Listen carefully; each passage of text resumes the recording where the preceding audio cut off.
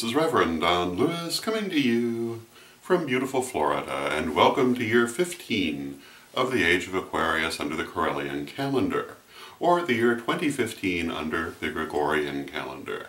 This is our first vlog of the new year, and our question today comes to us from Autumn Fire Moon. And Autumn Fire Moon asked my opinion of doing a magical working when the moon is void of course. And Autumn goes on to say that they have always avoided doing this because they were taught that it was pointless. But they would like my take on it, and as you might expect if you've followed the vlog for any length of time, my take is going to be different. The first thing I feel that we should do is define what a void of course means in reference to the moon. And the idea of the void of course has been around for about 2,000 years, and the simple definition is that it's when the moon is between aspects in astrology. Now, there are more complex definitions, and there are at least 3 competing definitions of what a void of course is, which obviously will complicate the question depending on the tradition of astrology that you practice.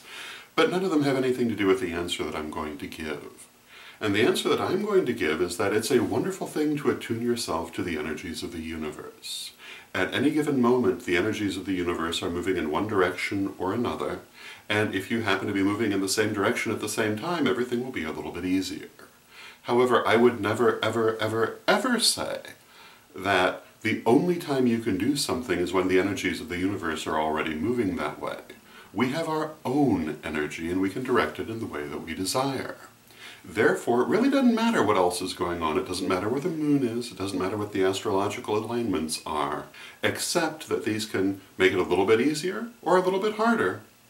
But they never should limit you in when you choose to do a working, unless possibly it's an ideal situation that you can do any time, in which case it certainly never hurts to attune to them. But magic, to be worth anything, has to be able to be called upon when you need it. And the astrological alignments and the phase of the moon and everything else isn't necessarily always going to be where you want it to be for that ideal working, and you need to know that it doesn't have to be.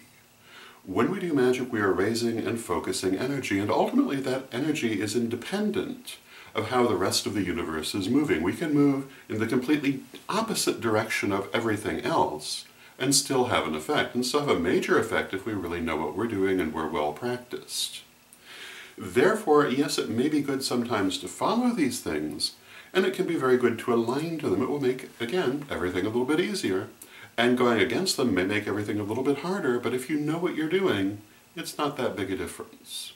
And if you have been taught or told that this cannot be done, that magic can only be done under the exact alignment of this or that or the other, or you can't do effective magic at this time or that time, I would seriously question the person who's telling you that, because people do this every day. And there are all kinds of people who quite effectively use magic without paying any attention to these things at all, because again, in the end, it's the raising and focusing of energy which can overcome pretty much any other circumstance. So those would be my thoughts on the matter. I hope you find them interesting, and until next time, may you blessed be.